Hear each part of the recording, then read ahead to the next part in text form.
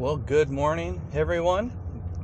It is a early Monday morning, start of our week. Hope everybody had a great weekend. And what should we talk about today? If everybody could do me a favor and like and subscribe, maybe share this video on your socials, and leave a comment about what you would like to talk about on our next Dashcam Talk About. And what should we talk about this morning? Should we talk about the true cost of getting an action camera? So I had some choices. The GoPro or the Insta360. I think DJI has a camera. And I ended up going with the Insta360 Ace Pro. It was approximately $300.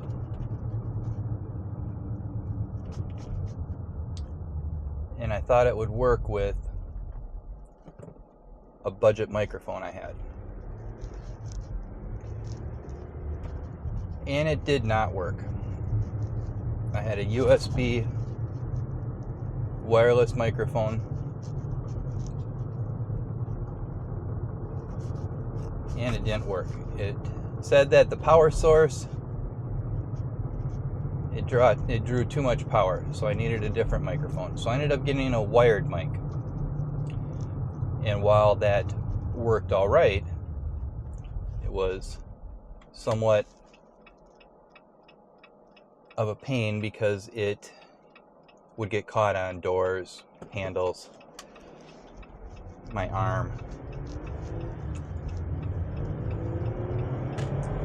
So realistically, that wasn't going to work. So now I've bought the camera, about $300.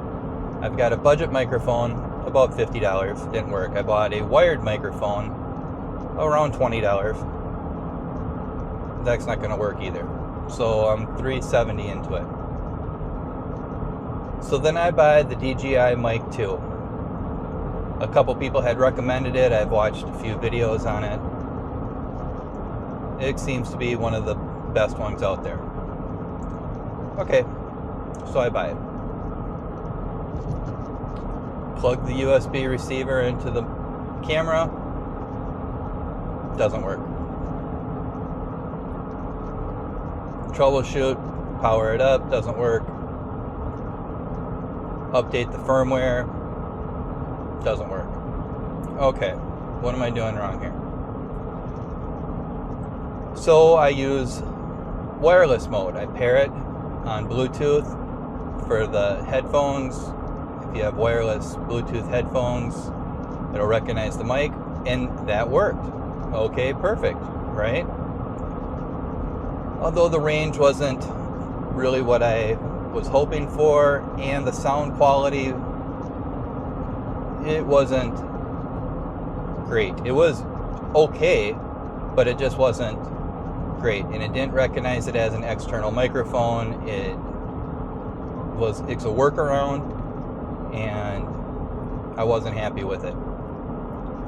Oh, and the DJI Mic 2, that was $230. So what were we at? $370 and $230. So we're at $600 for an action camera and a microphone. And the microphone I'm not happy with.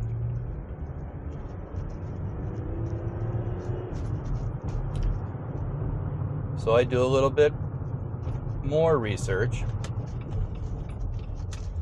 and I realize I need the 3.5 millimeter audio adapter. All right. So I guess we'll order that, right? So we order that.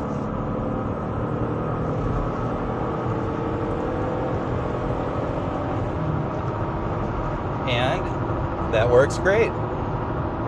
Right? I've got the transmitter and the receiver, and they're talking to each other, and the volume is working great, and it's picking up everything. I'm very happy with it. Except, where do I put the receiver? I can't hook it onto the... Oh, I'm sorry. I'm distracted by the driver going 53 miles an hour. And there's a line of cars. I'm literally trapped now. Oh my gosh. This is painful.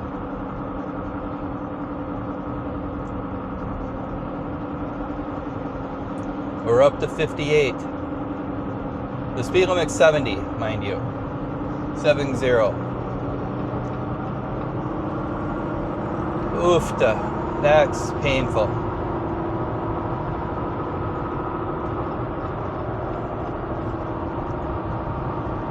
Okay, where were we? We're at $600. The mic's working, but now the receiver is just hanging there. So I need to get some sort of frame, harness, what do you want to call it? Something I can hook the receiver onto the camera, but still use all my quick release mounts. So I look and I find a metal frame that has different hookups. I can hook it up into the 16:9 ratio or 9:16 ratio. So I order that, $50. So that comes to my neighbor's house because Amazon delivered it to the wrong house. It seems like every time I order something that I want the next day or overnight, it gets delivered to the wrong house. Not just Amazon, FedEx. I don't know what the deal is. And now I know what my neighbor's welcome rug or welcome mat and planted flowers, landscaping flowers look like. So it gets delivered and I was like, oh, that's over at the neighbor's house. I'll just go over there and get it, wave at their ring cam so they don't think I'm stealing. Say, wrong delivery again.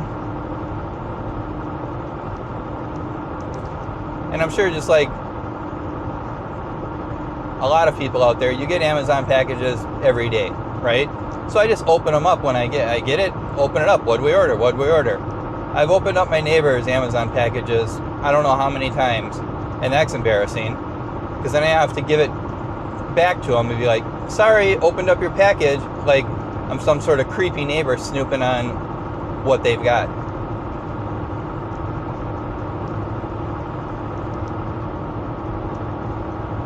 Anyway, I'm getting off topic here. We're talking about the camera and the true cost. So I think we're at about $650.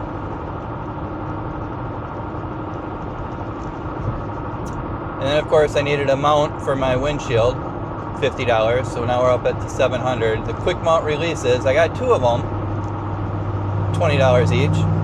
So there's $40. So we're at like $690. I had a tripod.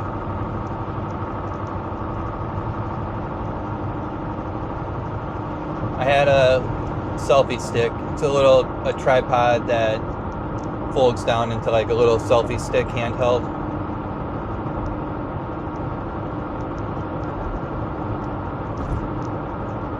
So roughly $700 spent on a $300 action camera, Insta360 Ace Pro. A good deal at $300. But is it a good deal? I don't know. Do you need this USB adapter, 3.5 audio jack? Do you need that for every wireless microphone.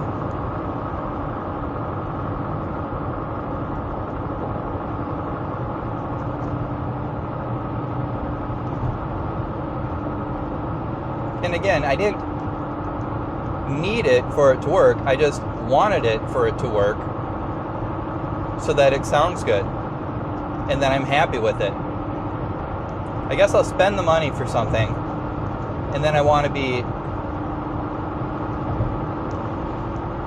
able to enjoy it.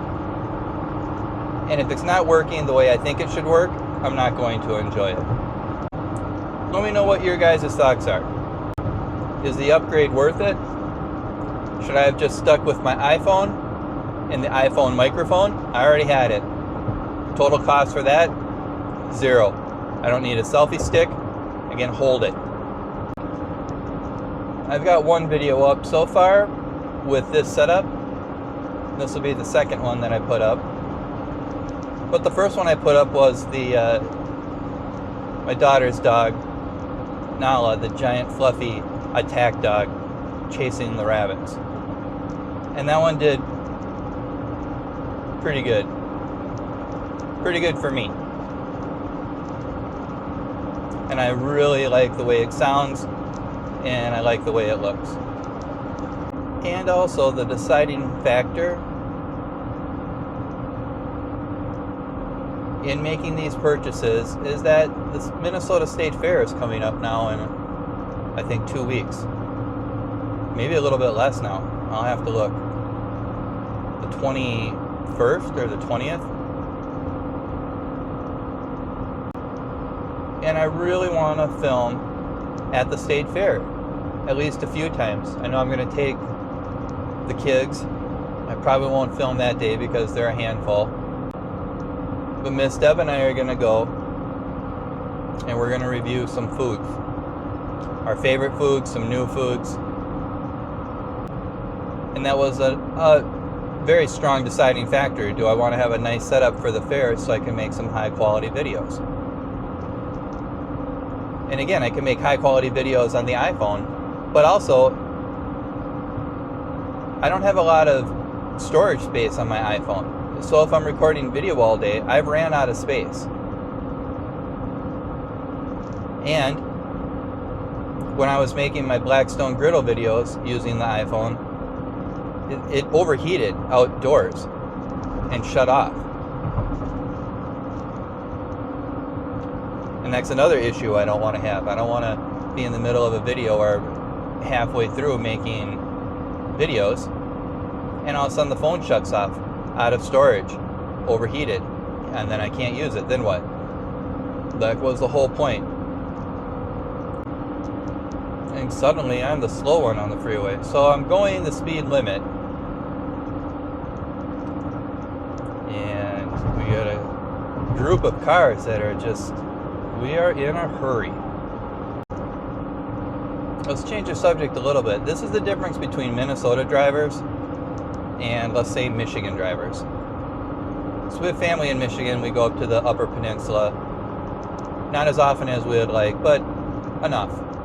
So Michigan drivers, let's say the speed limit's 55. If somebody wants to go 75, I'm all for it. Go ahead.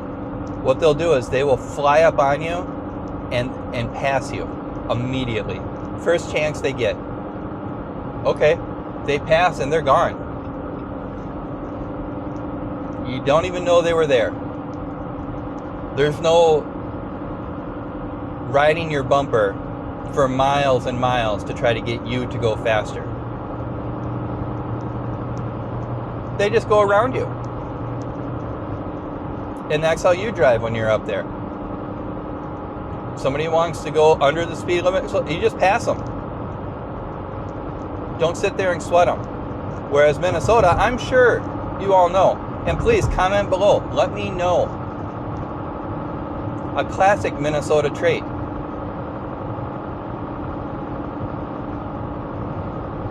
I'm just going to roll up on the person that's going slower than I want them to and just ride them. And if they speed up, I'm going to match their speed and just ride them. I do not understand that driving behavior at all. I don't get it. It doesn't matter. Speed limit 60. I got somebody riding me. Okay, I'll speed up to way above the speed limit.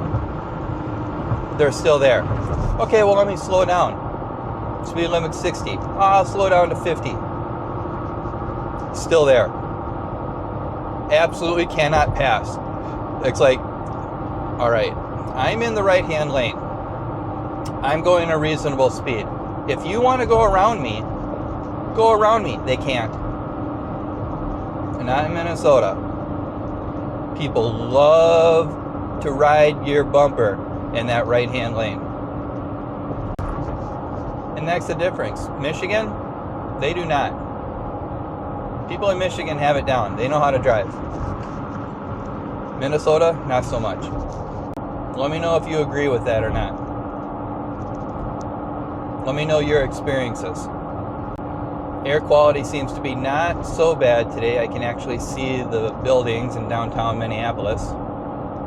Many times I come around this corner and over the summer with the air quality, you cannot see the buildings. You can barely see the lights.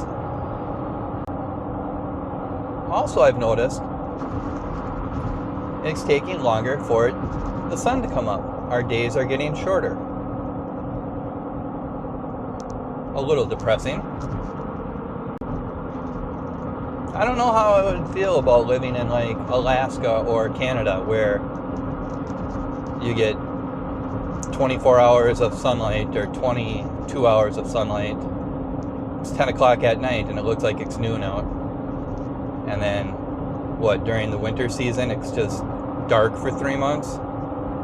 Do they really not sell alcohol because people are so depressed because there's no sunlight? That seems like it would make it worse. Not that people need to drink, but like when you restrict someone for something, then it's just going to make them want it more. Right? So I can't have any sun, and now you're telling me I can't even have a cocktail. Or maybe you can drink all you want, you just can't buy the alcohol. They just don't sell it. I guess you have to stock up. Stock up during the summer for the long winter.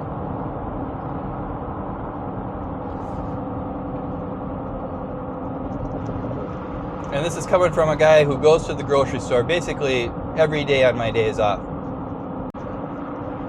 I'm not very good at stocking up. Although, since we've gotten the Blackstone grill, I've been pretty good about, actually really good about not eating out, bringing leftovers to work.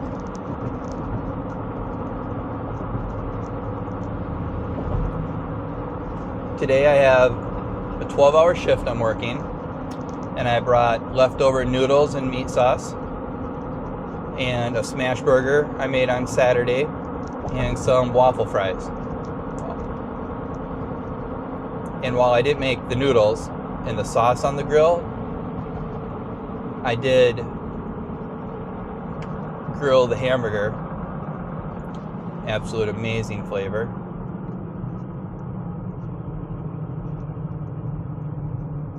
Smash burgers turned out amazing as well.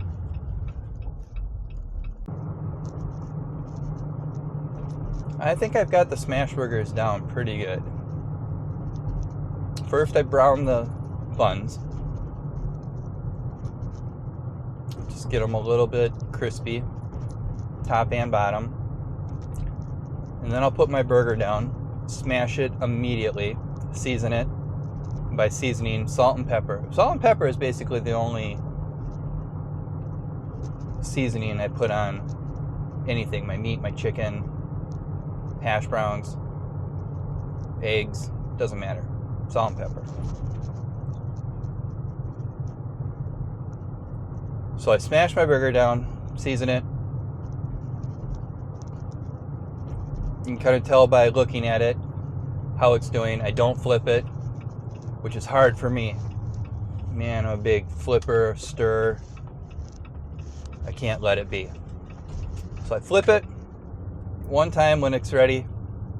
How can you tell when it's ready? You just tell by looking at it. Once you've done it once or twice, you know when to flip it over. I flip it over, I put a decent sized chunk of cheese on there, put the bun on top of it, and let that sit. The cheese melts.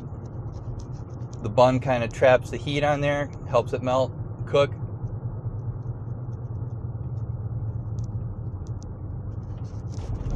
You can tell when it's done. You take it off, it's nice and crispy, still juicy. Put it on the bottom bun, boom, done. Absolutely delicious.